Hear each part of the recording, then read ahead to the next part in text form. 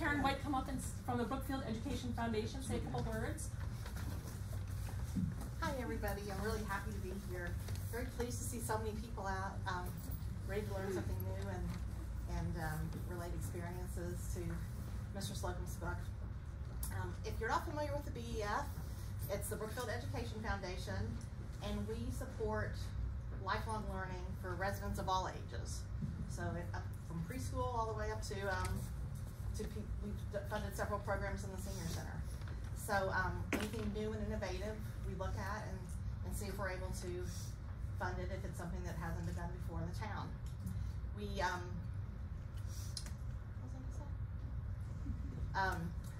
we are always welcoming new opportunities. So if you have an idea, our website is brookfieldeducationfoundation.org, so you could just look on there and see if it's something that you might have an idea that you want to be able to fund and bring to the town. But we really appreciate the opportunity to be here, and we're very excited about this program as well as the program tomorrow at the high school for the kids that'll be also live streamed here at the library at 11 o'clock. Thank you very much.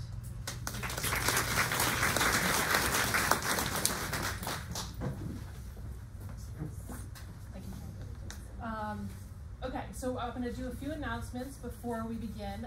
In the unlikely event that we need to leave the library, the emergency exits are to your left, and should anyone need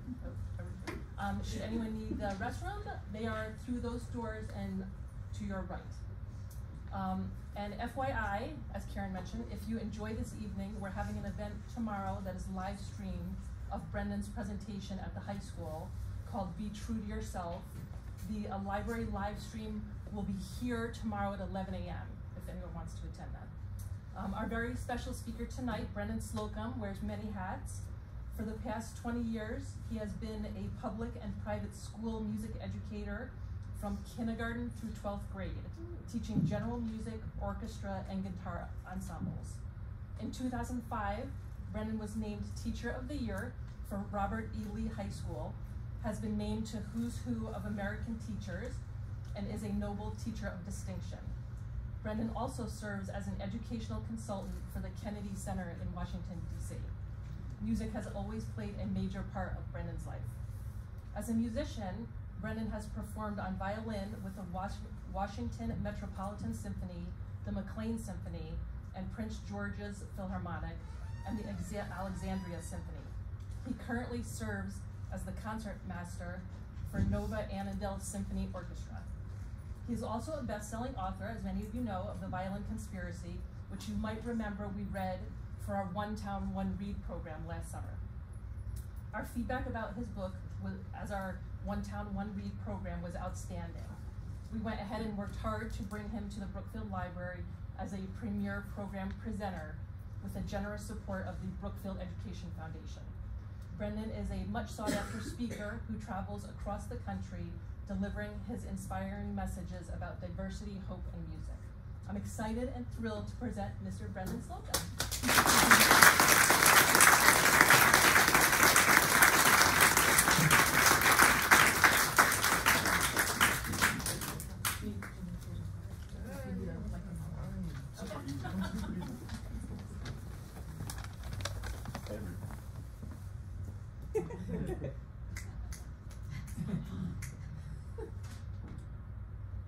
Do I even need this? Joey, was it on for you? No. Oh. Hey, everybody. That intro was very cool. I like that guy. My name is Brendan. Oh, you know what? Why am I even doing this? I am going to be much more floaty, if that's okay. May I float? Yes. I can float. So lovely to see you all. Are y'all as cold as I am? Just curious, because it is cold here. I was in Florida yesterday. Yes, with shorts and tank tops and 80 degrees. And now I'm here with snow. My name is Brendan Slocumb. It's such a pleasure. Thank you guys for having me. Thank you for everyone who's had anything to do with bringing me here today. Thank you, Joy, for picking me up at the hotel. truly appreciate it. The Violin Conspiracy, who read it? Thank you. I like you. We're friends now. Is there anyone who has not read it? I don't want to give out. Sorry. It's okay. There's 2, 3. I'm going to try my best not to do spoilers. It's okay. We'll read it anyway. Oh, you read it anyway? All right. I like you too. You're my friend. All right. So a little bit about me. Like I was telling the nice people that I was visiting earlier today, I had no idea that anyone would be interested in a book about a violin.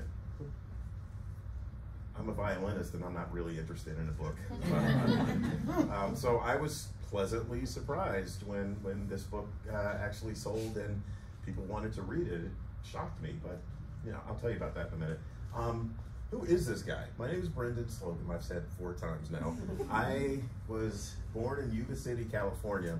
My dad was military, and we moved to Fayetteville, North Carolina, home of the former Fort Bragg, the current, what is it called now? Fort Liberty, I think. I don't know. It's always going to be Fort Bragg to me. When I was 9, a lot of people often ask me, do you have musical roots in your family? Is your mom musical, your dad musical? No, nothing. They barely play the radio well. They couldn't even do that. And I just, one day, there was always music in my house, always music being played in the household. My mom was a nurse, and she used to work the 11 to 7 shift, so we would stay, our claim to fame was that my siblings and I would stay up until 10 o'clock and wake her up at 10 so she could go to work, and during that time we would listen to the radio. What radio station, you might ask? Whatever was on. We knew songs. Now, this is in the 70s and 80s. I'm dating myself a little bit. How many of you remember the 70s? Okay, it's not just me. Wait. How many of you remember the 60s? I'm not even going to ask about the 50s. I remember this. I was born in the 70s, and growing up in the 70s and 80s. So we would listen to Marvin Gaye. We would listen to Kansas. We would listen to ABBA, to Boston, to the Commodores, to Stevie Wonder, to just to Queen, everything, all different types of music. We would always be listening. So trivia nights, I'm always doing really well on those 70s and 80s songs. But there's always music being played, and I never listened to classical music ever because we didn't have, back in the day, you guys remember, go with me here, you remember back when classical music would be played on the weekend for like 3 hours? Anyone? Now that was Sunday morning. It was like Sunday. You would hear it on Sunday, yeah, right before the baseball game. Any Braves fans in here? I'm in the wrong part of the country. Sorry. Okay. So we would always be listening to music, always. And the first time that I heard classical, are there any musicians in here? First off, a smattering. Okay. First time I heard classical music was Mozart Symphony No. 40. Every one of you know it. You all know it. I don't know Mozart 40. I promise you, you know it. Dum da da dum da da da dum da da dum da da dum da da da da. You've heard that. Just humor me and say it. So, my 3rd grade music teacher, Miss Holmes, she was mean as a snake. I remember her being really mean. Oh, it's okay. She played a clip of just the theme, and she said, you will always know that this is Mozart because of this little song. Oh, there's a song that goes with it. It's a bird, it's a plane, it's a Mozart. It's a bird, it's a plane, it's a Mozart. It was the best thing I'd ever heard ever in my life. It's like, wow, it's a bird, it's a plane, it's a Mozart. I need more of that in my life. A couple of years later, there's a photo out there. A couple of years later, when I was in 5th grade, I had the opportunity to learn to play a stringed instrument. I never had any ambition to do that at all. The main reason that I actually started playing violin was one really, really important reason. This is all I heard. You got out of class twice a week. Yeah. That's all I heard. I am in 100%. Out of class twice a week, that means I don't have to sit through math. I am done. I'm there. So I actually started doing it, and my teacher saw that I was doing pretty well. So she, you know, encouraged me to keep going. You should keep doing it. All right, fine, I will. So I have my $20 rented violin, and I'm playing all the time until I got to 7th grade. My teacher said to me, Brendan, I know your math teacher. It's like, oh. And she tells me that you're not doing your work. Well, she's just mean. Well, she might be mean, but she is your teacher and you have to do your work. It's like, well, I don't think it matters because she doesn't like me and I don't like her, and that's just how it's gonna be. Fine. If you don't get your grades up, I'm not gonna let you continue playing violin. That's all it took. I started doing my homework. I started passing my tests. And then I discovered it's not really hard to be smart. Why have I not been doing this the entire time? So I really kept up my grades in order to continue playing violin, and I kept up through high school. By the time I got to my senior year of high school, it was a really odd situation because there was no orchestra. I was the only student at my school who played violin. So I'm walking around with my violin case. I get called every name in the book. You name it, I got called. That was, yes, for, you know, this is not the body of a violinist.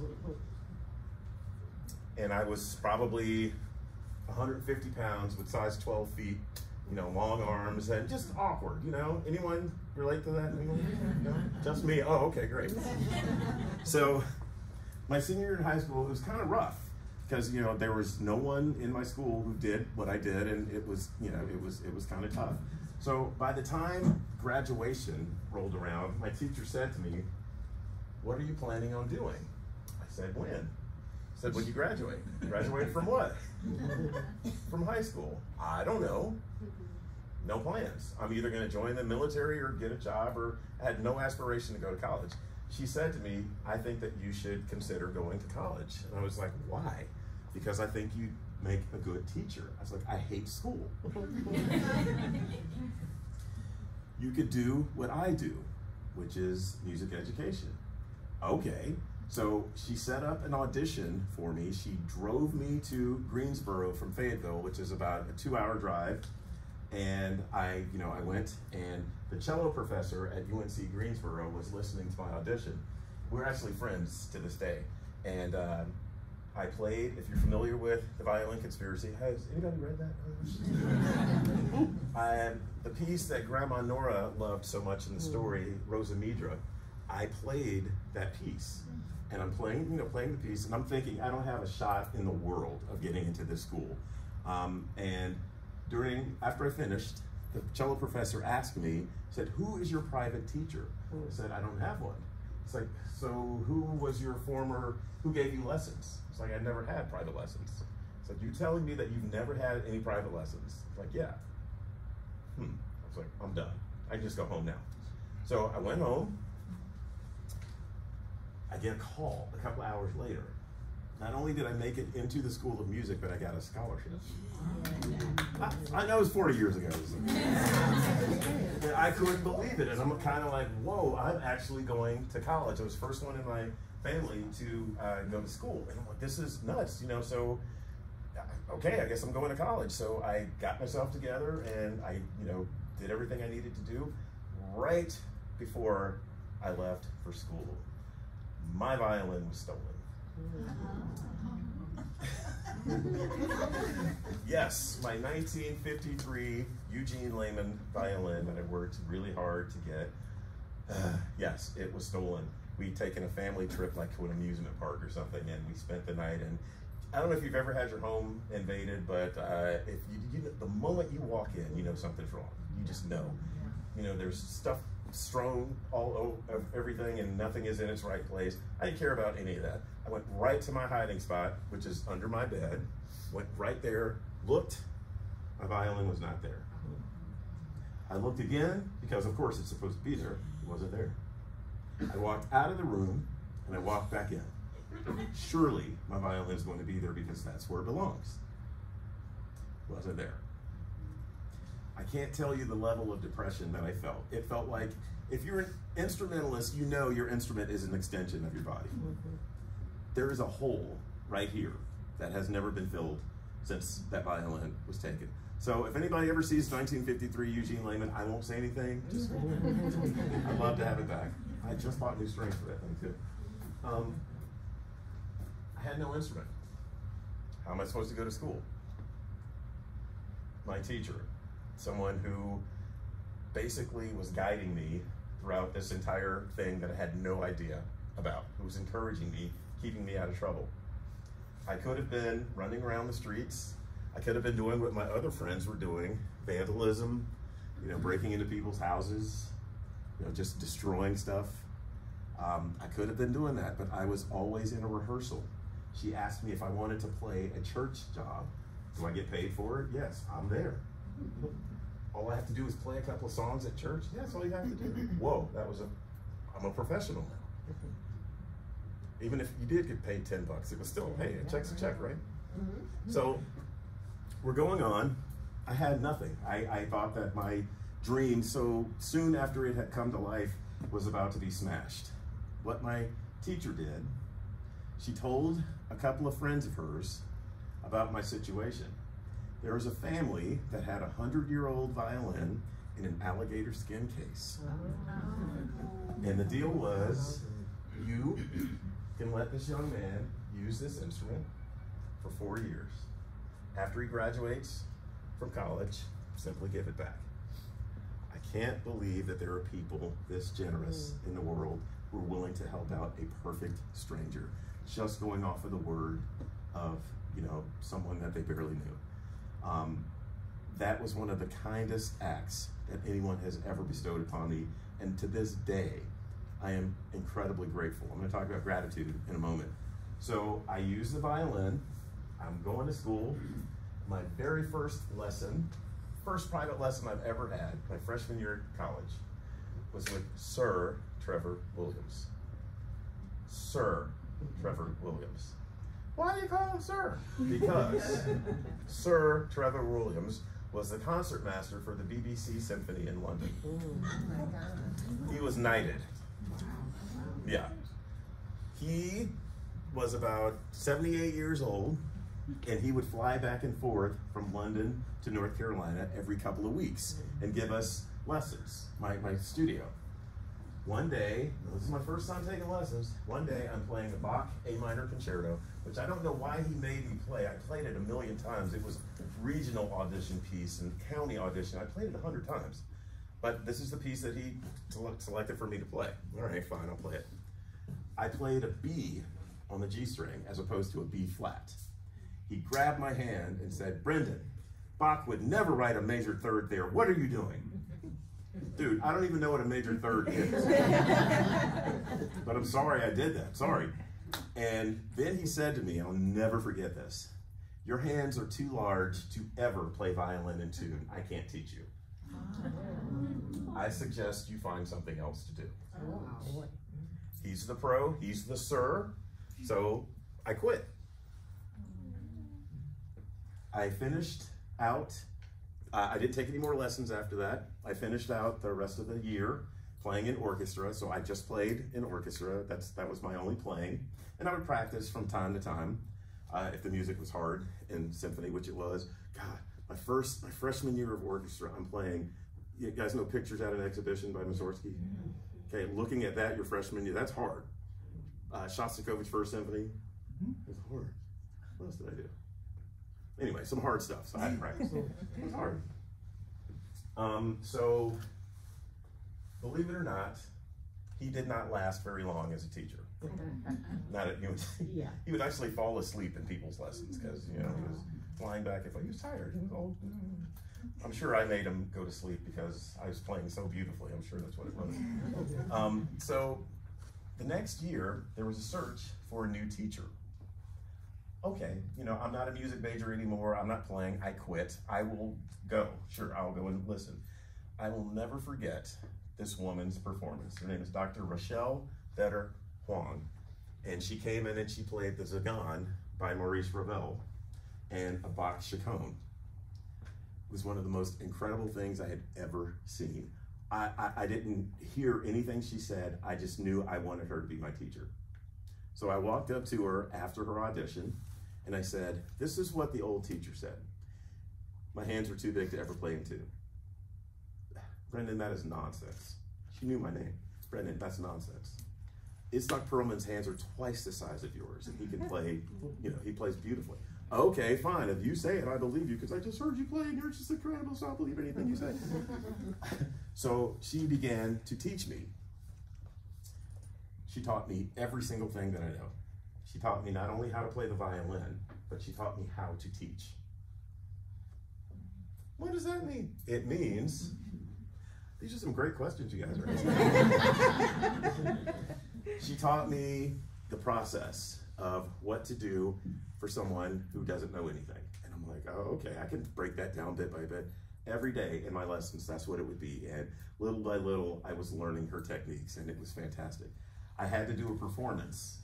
It was the most embarrassing thing I'd ever done. And I saw one of my friends, one of my college friends in North Carolina a couple of weeks ago.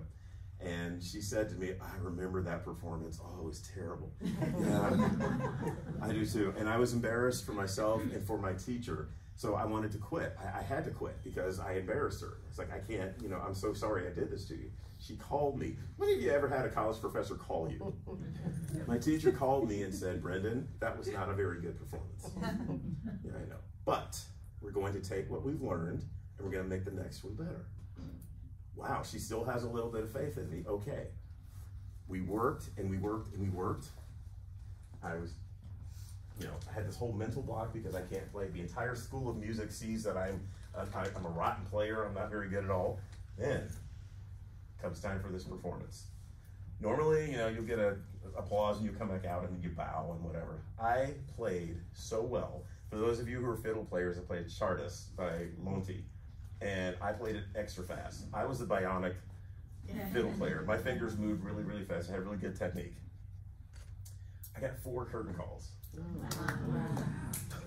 40 years ago, don't clap for that. But my friends are still talking about, I remember, oh my gosh, you were so good. I got asked to play at everything after that. And it was all because my teacher encouraged me. She could have just said, all right, I'm just gonna write you off. But she pushed me. She saw something in me and she pushed me to keep going.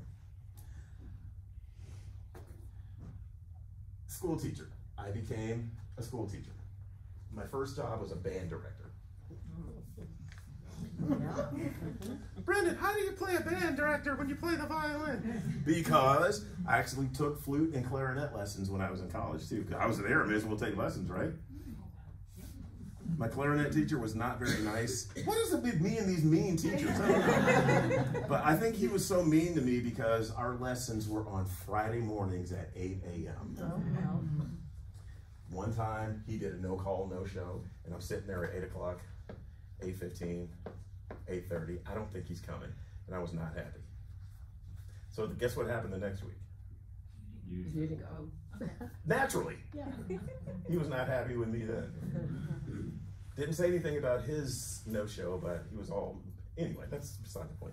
Anyway, so I took flute and clarinet lessons, so I became a band director. It's like, all right, great. And then I had an opportunity to become a music teacher in Alexandria, Virginia at a private school. Okay, why not? I was gonna be teaching strings and band. Okay, I can do that, sure.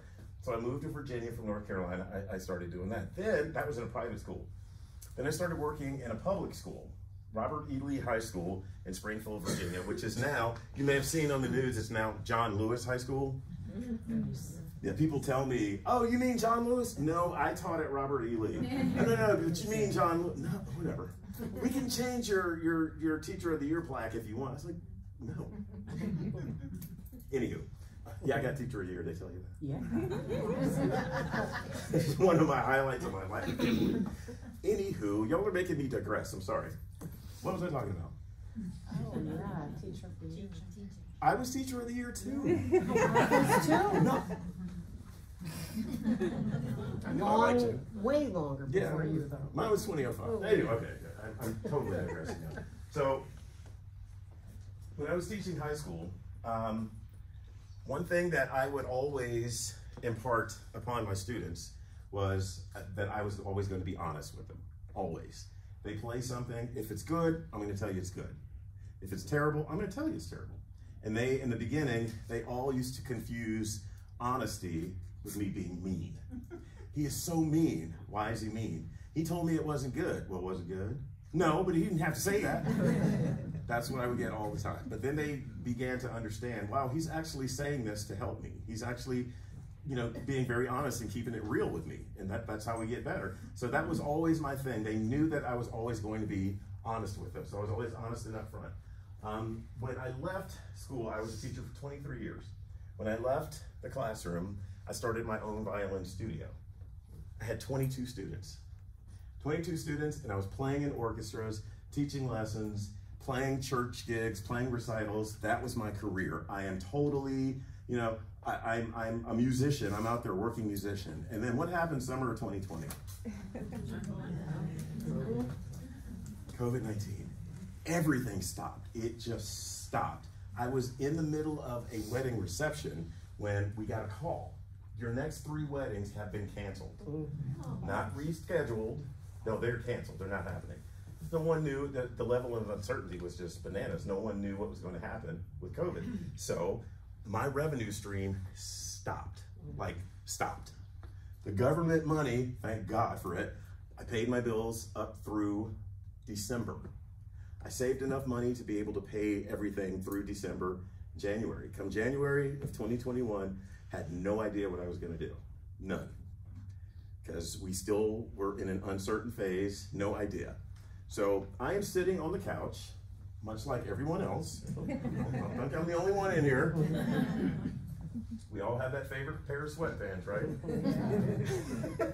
So I'm sitting on the couch, eating Doritos, getting fatter and fatter and fatter and fatter. Had I bought stock in Doritos, I would be a rich man right now. I don't know what I was thinking. I was flipping through the internet as I wiped the Dorito crumbs, and I saw an advertisement for selling books in the age of COVID. All right, so this is where the whole writing thing comes in.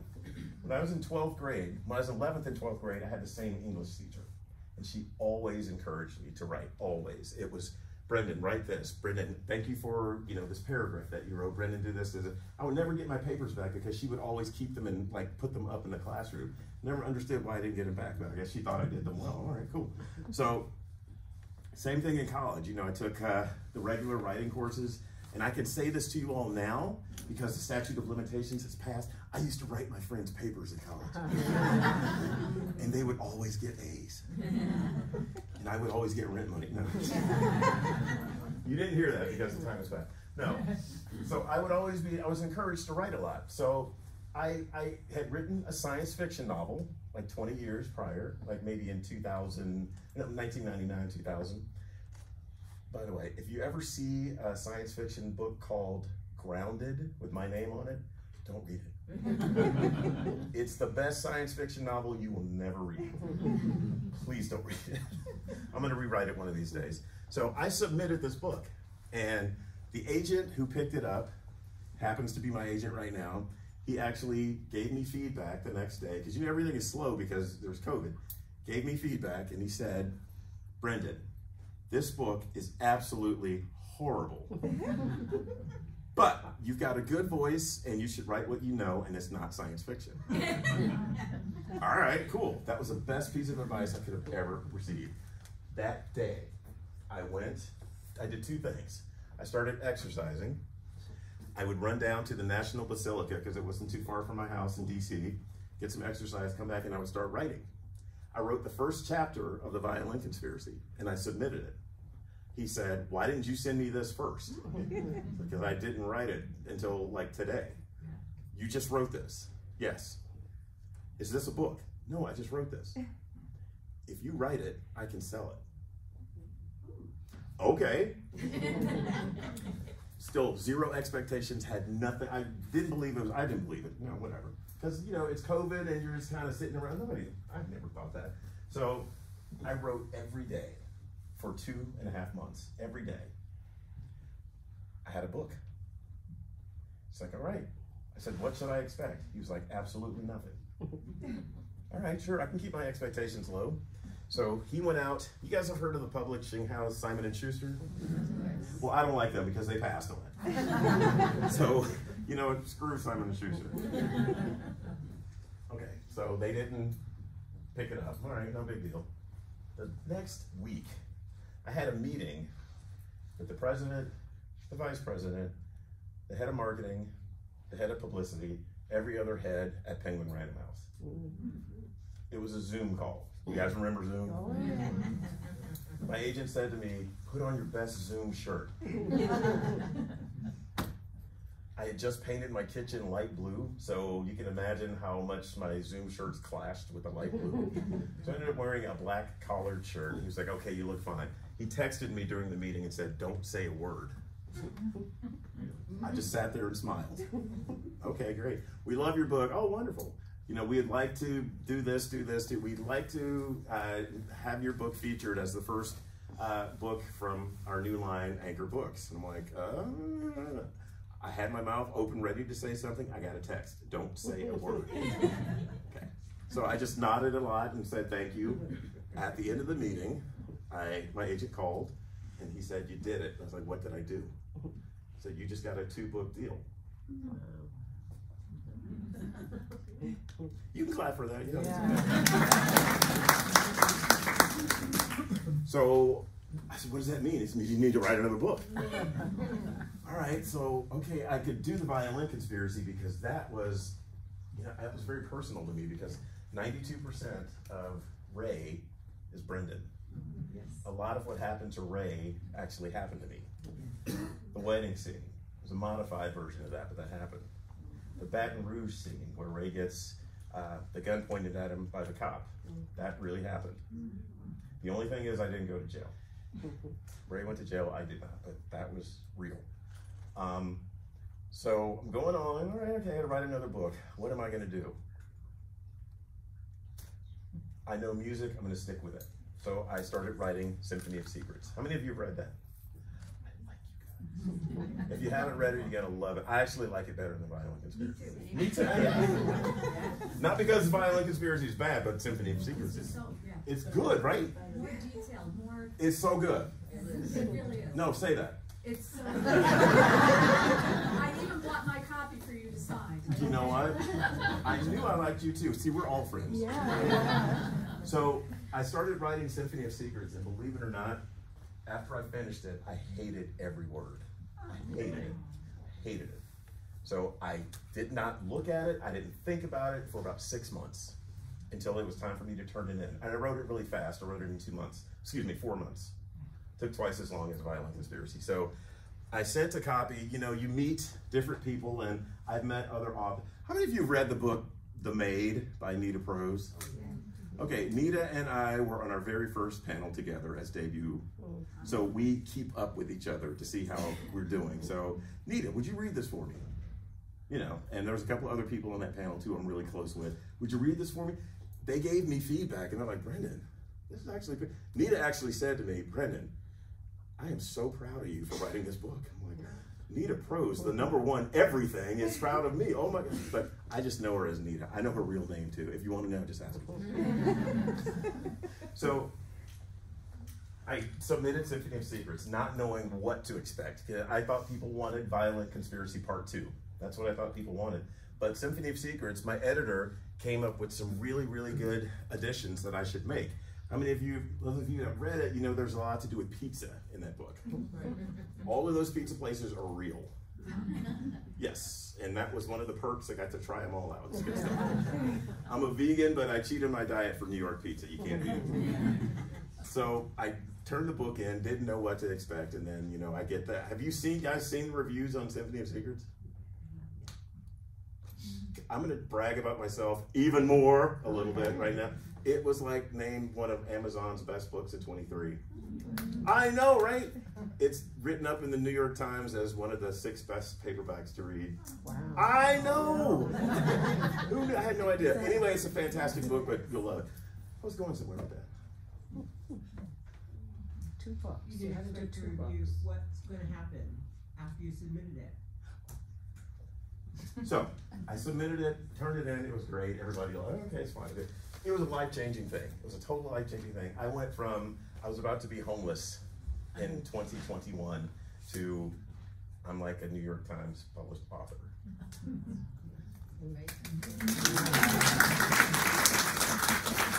And going back, I mentioned gratitude. I'm one of the most grateful people on the face of the planet for so many reasons. Can somebody help me with time? Let me know how much time. I don't want to keep going on because I want to make sure I get it all in. 15 minutes? 6:45. Yeah, it's 6:45. That means I have 15 minutes? Well, if you answer questions for us. Okay, I'll make this a really quick story. So, gratitude. I have thank you tattooed on my forearm because I get to be reminded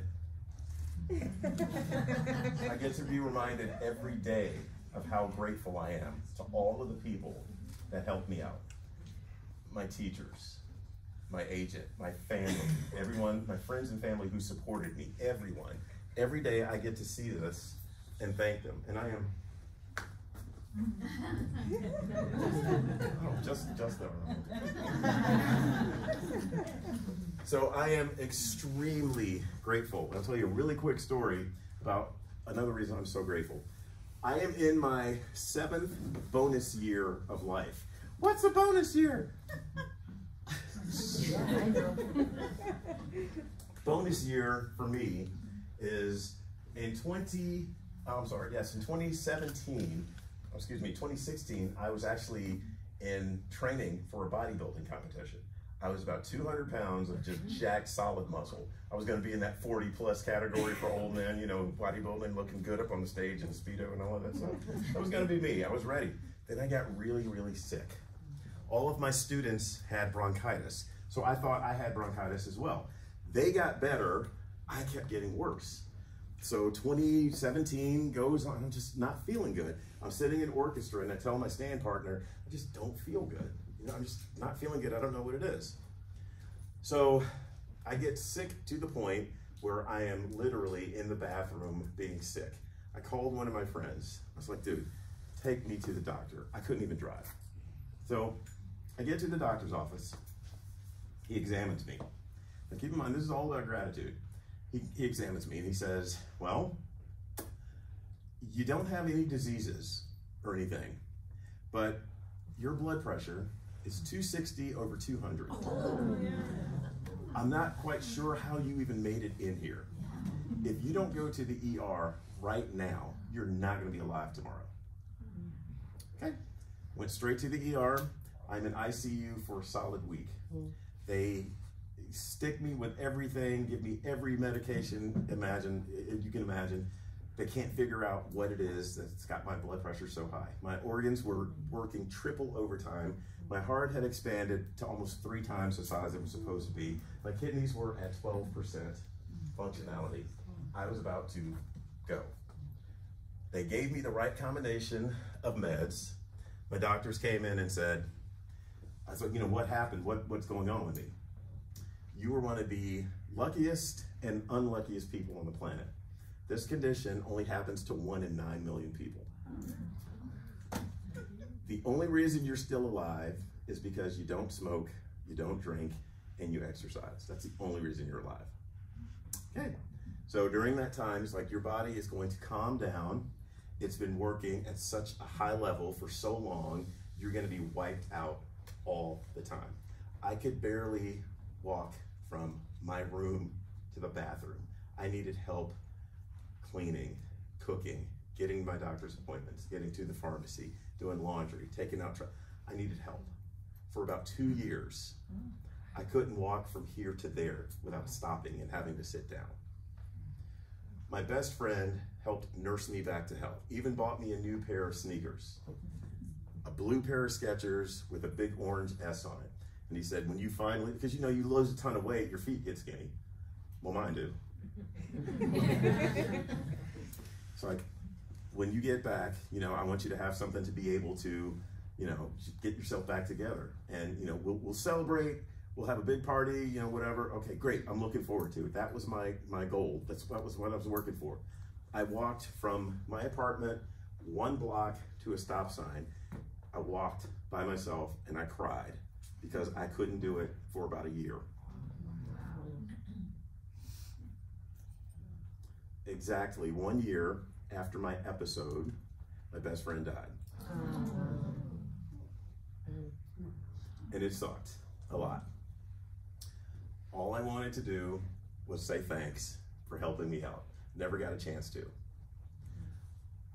I'm still here because people have been so gracious to me. They've helped me. When I had no money, they paid my bills. When I had no ride, they would pick me up and take me. When I had no food, they would come over and cook for me. When I had nothing, no clean clothes, they would come over and do laundry. I am the most grateful person on the face of the planet, and every single day I get to look and be reminded that the reason I'm here is because people have shown their gratitude. Any and everything that I can do to pay that forward for anyone else, I will always do it. If there's a question that involves, Brendan, can you? Yes, I will do it 100%. I think mentorship and just helping people is one of the most important things that we can do. I believe we are put here to be happy. I don't believe that we're supposed to be miserable in our lives here. Anything that I can do to contribute that much to someone else being happy, I will do it. So through these books, through me talking, I'm hoping that I can give you a little sliver of happiness. Have I? Yes.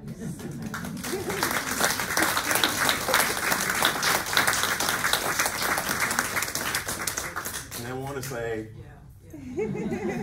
for supporting me and supporting these books and these stories, and there are going to be a lot more to come. Okay, ta-da.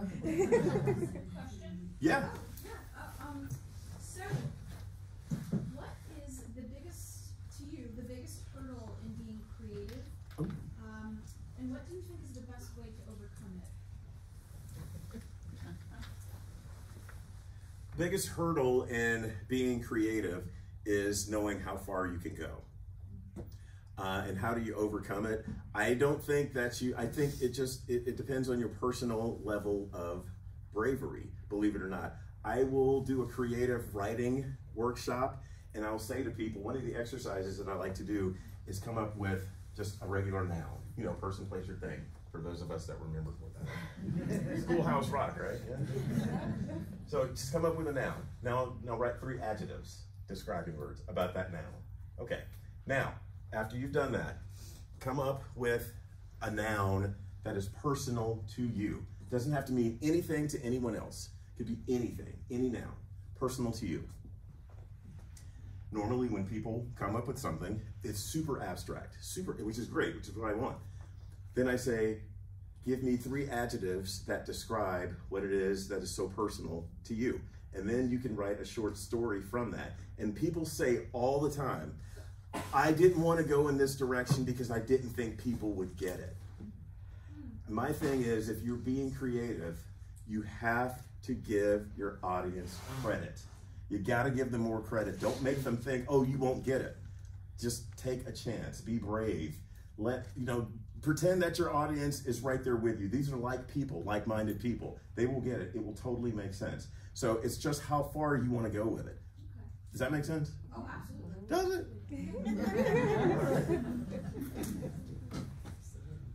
Hey. When things were so bad for you during COVID, did you ever consider recording audiobooks? You have a marvelous voice. Okay, I gotta tell you this. Like, you mean this one? I was in Cleveland and I was in Florida yesterday, and like 5 people told me that. They were like, do you do radio? No. Do you do voiceover? No. Have you ever considered it? No. I think that's your next venture. You know what? Hey, my next book is a flop. That's what I'm going to be doing. But I didn't say that. We're not going to. No flops. No flops. So continue with that. You should read your own book for audio. Right. Yeah. I was actually asked to do that, but it takes a long time in the studio, and I don't know that I would be able to sit down for more than, it's something like 72 hours. You don't have to sit though, you can stand. I don't know if you tried out that chair in the library up there. I'm considering it. I'm considering it. Hey. Well, on the same note, you should have a playlist that goes with it, with the music. Hello? Because Hello? No. Have you not checked my website? Oh, I know. You have it on there? Okay. Yeah. Okay. There's the Violin Conspiracy playlist on Spotify. Oh. Yeah, all of those songs are listed, yes. Great. Read it again. Read it again with the music. Just check out my playlist. If you're on Spotify, the Violin Conspiracy playlist. Yeah, it's good stuff. Curated by me. And I played, and then some people are like, where did you come up with these pieces of music? It's everything that I played. And it's stuff that I have loved since I was a teenager, and I wanted to introduce to people who probably haven't heard a lot of these pieces. And people come up to me and say, oh, I didn't know this piece. This is great, yeah. So has anyone talked to you about a movie? Yes. I was going to say, this is like a great movie. Tell us about that. Okay. Are you interviewing me tonight? Is that what it is? No, I have been so incredibly blessed. Two different production companies are fighting over the rights to Violin Conspiracy and Symphony of Judas. So but one of my agents is being very, very difficult. So you guys remember the movie Fried Green Tomatoes? Yes. You remember the movie The Breakfast Club? Yes. The guy who produced that, those two films, wants to do Symphony of Secrets. And did anyone see, I can't remember that, Anything Everywhere All at Once? Yes. The guy who produced that wants to do the Violin Conspiracy, and I just met with them right after New Year's. So things are moving along. And yes, I get cameos in both of them. All right. What was that? So COVID was really good for you. No, because I've had COVID 3 times. But aside from that, yeah, I mean, you know, I took the biggest bunch of lemons and made the best lemonade ever. Yeah. I'm trying. Hey. I'm volunteering to give you the best New Haven pizza tour. Oh. That's a good one. How does it compare to New York City? Whoa, that's different. It's completely different. It's wood-fired. It's different. It's a different style. I'm in. Carol will do that. Hey. I think you are going to be the biggest, best thing that the kids at the high school tomorrow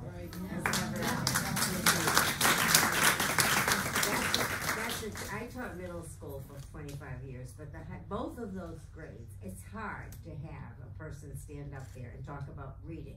Because I was a reading teacher, they don't like to read. But honest to God, you're going to be the best innovator.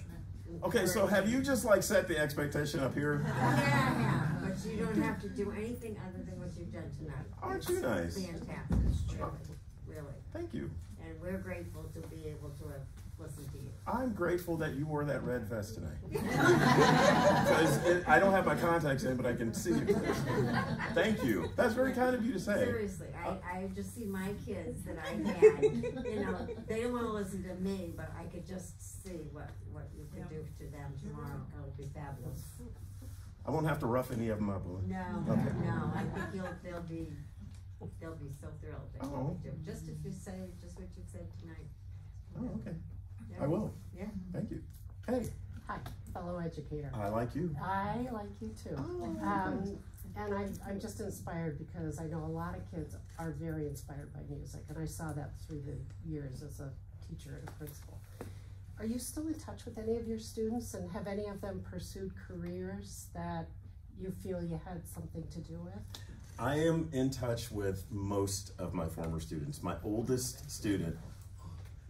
one is in his late 40s. I mean, we're still in touch. Great. That's great. One of my I call them my students, they're my friends. You know, like one's getting married in October. He's like, can you come? It's like, oh, I'm supposed to be in Denver, but you know what? Your wedding is more important than going to that thing in Denver. So I will be there. And, you know, one of my closest friends, my old students, is he just found out that his wife is pregnant, and he told me, and I'm just like, you know. And you know, I will every now and then we get together because we are family. If you are a musician, you know the people that you play with. It means so much more than it's more than just a group of people. It really is a family. And I had over my door in my classroom Ohana. which means family in Hawaiian. And he was like, welcome to, the strings Ohana. And we were all family. So we get together like once a year, all the classes, and the kids from the class of '97 have the exact same stories from the kids of 2008. They have the same stories. They're just like, did he do that with you guys too? Yeah, we did. Yeah, And, I love them, and a few of them have gone on in music, but all of them that I keep up with, they are all very good people, and I am so incredibly proud of them. And hearing them say that they're proud of me, it means everything. I'm sure you changed a lot of lives, because a lot of children who don't fit in other ways really fit in with music. Oh yeah. And you can teach so many things through music. So. And a lot of times people don't understand that not everyone is on the doctor track, the lawyer track, the engineer track. We need creative people. We need those arts. The kid who's sitting in the corner who just is acting up all the time, he needs a creative outlet. The girl who's like drawing and singing to herself, she needs a creative outlet. And I'm so happy that people are beginning to realize that arts are just as important. Innovation is spurred by creativity. For the education people, keep it going, because the arts are often the first things cut. First thing cut. And it's ridiculous. Break my heart. Yeah, it's ridiculous. I would be in prison, or I would be dead right now were it not for music. I would be. So I'm living proof that it works. Thank you. Thank you. We're friends. Hello. Hey. First of all, I'm your ride to the airport tomorrow, and I'm very much looking forward to. My question actually is a good segue from that. What would your advice be, and this is personal, what would your advice be to a talented student musician who loves to play, loves to practice, hates to perform? Hates to perform. I think I need a bit more context. Hates to perform in hates to perform with a group by themselves. With a group by themselves, doing it for himself. Doesn't care if people listen. Doesn't care if people care. Doesn't care. He wants to do it for himself. How old? He's a senior in high school.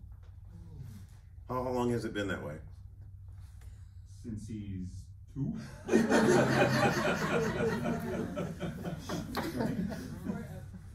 Very talented. Doing stuff for himself. He's up in his room playing that piano hours and doesn't care about performing. Which is fine, I guess, but I don't. Anyway. Okay, what's the problem? That's a good question. Are there videos? Does he make videos? No. No. He performs, he practices, he enjoys it. What else does he need?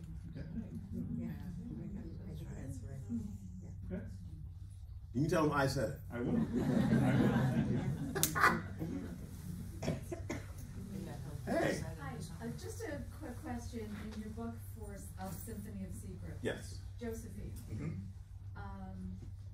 it was so interesting how you had her identify sounds everywhere and how she could just put the note right to the sound. Is that something that you as a musician can do too? Yes. Like when you hear something, you'll say, oh, that's an A flat, that's a B, or whatever? There's a buzz going right now. I don't know if y'all can hear it, but there's a buzz going. There's 3 different notes going right now. All the time. Okay. All the time. And with Josephine, if those of you have not read Symphony of Secrets yet, Josephine is a neurodivergent character, which means that she's categorized, she has autism. She lives with autism. And, autism wasn't formally diagnosed until the 50s. So back in the 20s, she was just crazy. So it really is interesting how I developed how she deals with things, how other people deal with her, how she, makes it through life every day. And it's just, she also has a condition, not only does she have autism, but she also has a condition called synesthesia. Y'all know what that is? Yes. For those of you that don't know, synesthesia is a condition that manifests itself, it's like extra senses. If you hear something, you see a color. Wow. Sometimes it manifests itself if you hear something, you taste something. So someone will knock on the door and you'll taste cheese. or like someone like plays an F sharp and you'll see green. And it could be overwhelming. It would be overwhelming to me. One of my favorite composers, Rimsky-Korsakov, had this condition, and I think that's one reason his music is so colorful. That was funny. All right, never mind. His music is so vivid because he actually sees more than just there's more going on. But that's the condition that she had, and you can imagine how, you know, someone back in the 1920s, not only being a woman, but being a black woman, but being a neurodivergent black woman, she had a triple whammy up against her. But she managed. And you know, someone actually asked me with the annotations, the symbols that she would draw, you know, is that a real thing? When I was doing research, one of my professors sent me pages and pages and pages of different annotations from different composers. You know, it looks, some of them look like works of art. Others of it look like a 4-year-old scribble, but they all make perfect sense to the composer, and it was just fascinating to me. Speaking of fascinating, back to your movie career coming up. Have you any idea who they're considering to be you?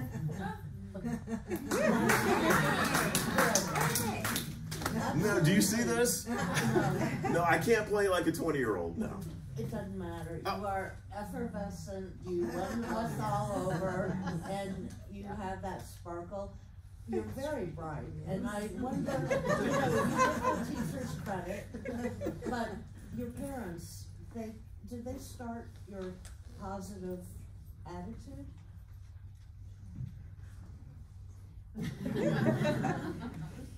I often get asked, okay, I'm gonna rephrase that question. This is a question that I get quite often. I'm such a dork. I play this game on my phone, like, you know, games. Yeah. And I'm in an alliance with a bunch of guys from all over the world. Australia, England, Texas, everywhere. We've been together for about 6 or 7 years now. And after they read the book, you know, I give them a shout out in the book, my gaming alliance. They read the Violin Conspiracy, and my friend from Australia, Andy, he asked me, he said, Brendan, how are you as nice a guy as you are after going through everything you went through? And my response to that is, I have a choice. I can be a victim, or I can make the best lemonade you've ever made. What is the point of me being bitter and angry all the time? All it does is give me wrinkles, and I got plenty of those. But some people would choose. Some people would. But it is a choice. It's a choice that I have made. I put it like this: I will take the hits so that the next person who looks like me doesn't have to. I think I've been given the strength and will to be able to handle it. I tell you, I have walked into places to teach. I've walked into places to conduct orchestras. I've walked in the room and the teachers have looked at me and said, the garbage is over there, you can take it out. I've walked down the hall with a shirt, a tie, khakis, no wrinkles. Little girl comes up to me, are you one of the cleaning people? It's like, no, sweetheart, but you know, I could be bitter, I could, but what is that gonna do? I want people, when they see me, I want them to see more than what they see on TV. I want them to see more than what the news is always showing. I want them to know that I'm more than a rapper or a basketball player or a drug dealer or a thug. You know, that's not me. That's not everyone who looks like me. And so I'm always gonna try to represent myself positively that way. To all, you know, it's important for kids to see. I teach a lot of white kids. I'm the first black dude a lot of those white kids have ever encountered. I want their first encounter to be a positive one. You gotta be in the movie. I wrote the book, isn't that enough? So that means your mother really was that mean? Yeah. My agent said to me, what is your mom gonna think when she reads this? And I'm like, it's totally gonna go over her head. She's not gonna have a clue. My mom was not that, no. Mom in the book is definitely fictionalized. You know why I made Mom so crazy? Because everybody can relate to some type of family dysfunction, right? Maybe not to raise families level, but there is family dysfunction in everybody's house, am I right? Yes. Don't be embarrassed, it's all of us. Yes? Yes. Everybody can relate to family dysfunction. You know, maybe not to that level, but totally. And my grandma, Nora, she was a real person. She was just that sweet. And I always wanted, I asked my mom, my aunts and uncles, my cousins and everything, was she really that sweet or is it just me? They all have the exact same thing to say. Never had anything bad to say about anyone, ever. And she was just a sweet woman and I always wanted to, you know, be nice to her and be nice because of her. Maybe that's where you got a role model. Probably my first one. But I believe that we're, like I mentioned, we're all here to be happy. Whatever I can do to facilitate some bit of happiness, that's what I'm going to do. That's why I'm in my 7th bonus year of life. And as long as God keeps me here to keep doing it, I'm going to keep doing it.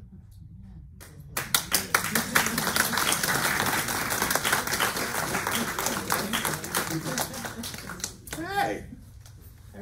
Well, you're mentioning it, and I just want to say that I'm very proud that your book has not been banned, and that you have a way of writing in such and that this high school is reading it, and you're going to see them tomorrow because you just do a wonderful job of showing the Black experience and showing to people that don't know the experience what that's all about, but not in a bitter way, because you didn't mention it at all tonight, and I thought, wow, he's not even talking about it, but that's so prominent in your book about what you went through, and you're saying it's really based on your life, and then also talking about the pop and the enslavement and sort of bringing that part in with the violin and just exposing an audience that's not familiar with it. Exactly. And I know something about music, but I don't know much about the violin other than I love it. I play the piano, but I don't know much.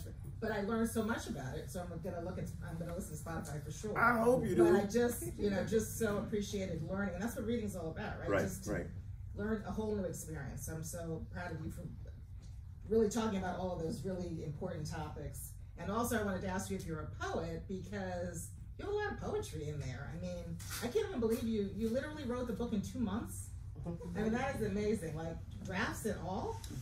You know, believe it or not. Okay, so with Violin Conspiracy, this was just Violin Conspiracy, because Symphony of Secrets, I had to do probably 3 drafts of that. I only had to do 1 draft. Oh my God.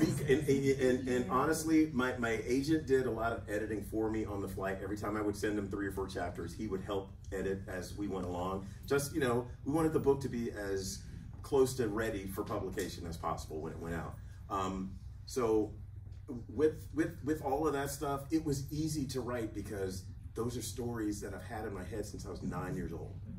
And it was cathartic to be able to get it out.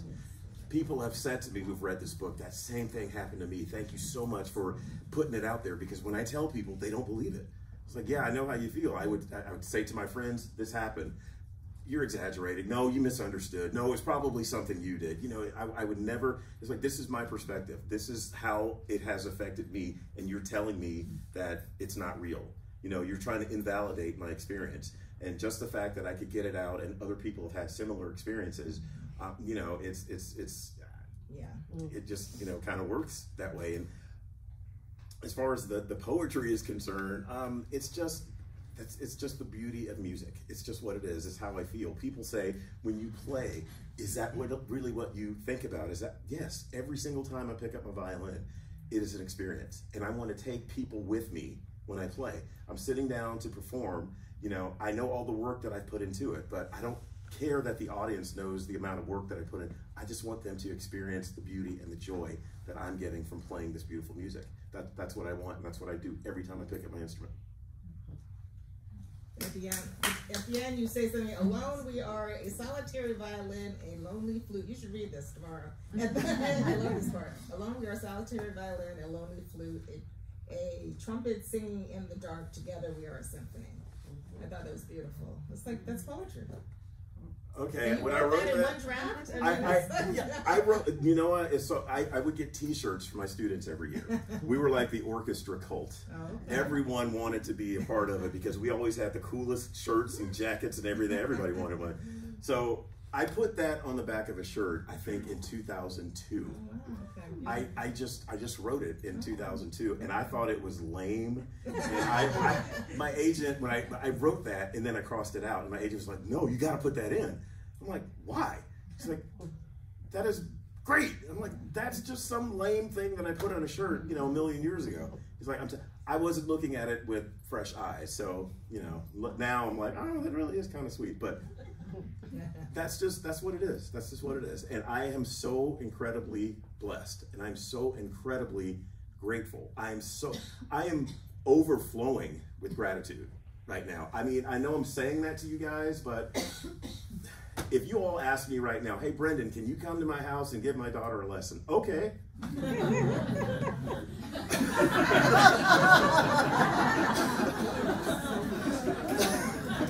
Dude, your son is fine. Just leave him alone. Just don't make him cut his hair. He's fine. He's fine. But I'm probably one of the most grateful people on the planet because of everything that I have been given. I've been given a second chance. When I say this is my 7th bonus year of life, I mean it. I was supposed to be dead. I was supposed to be dead. And anything that I can do to make the world a better place, that much, then I'm absolutely going to do it. And if people like what I write, I'm on my way. Don't clap for everything. It's free. It's just like a new fan club forming here. Oh, I like that. Let's start charging dude though. Did you ever get to replace the violin that was stolen? No.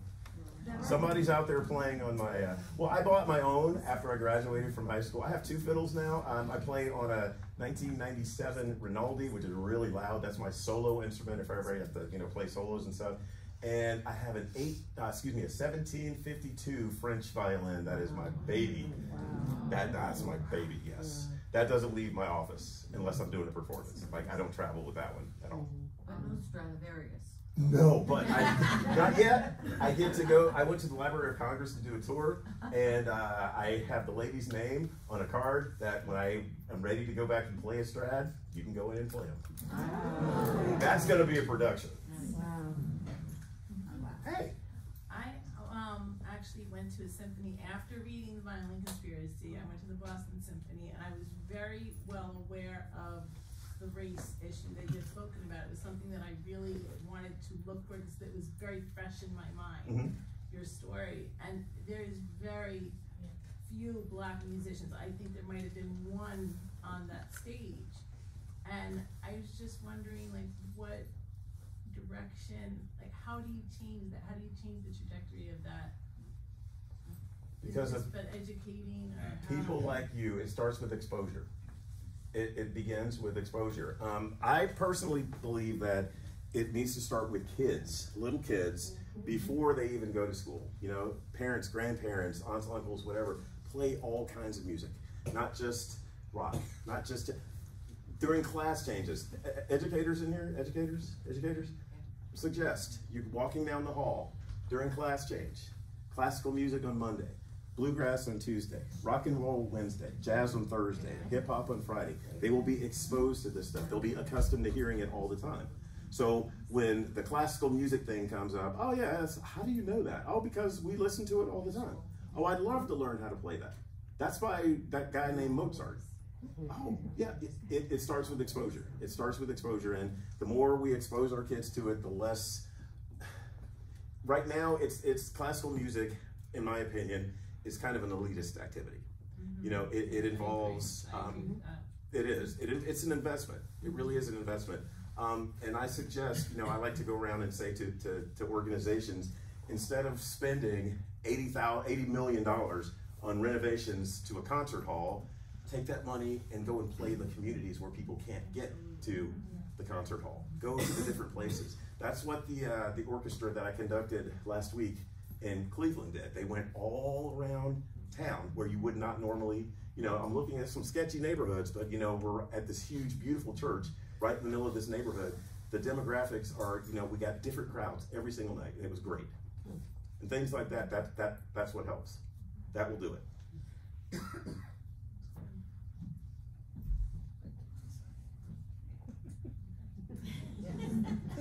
Chapter 33, Violin Conspiracy. Who remembers chapter 33? That was Nora's letter.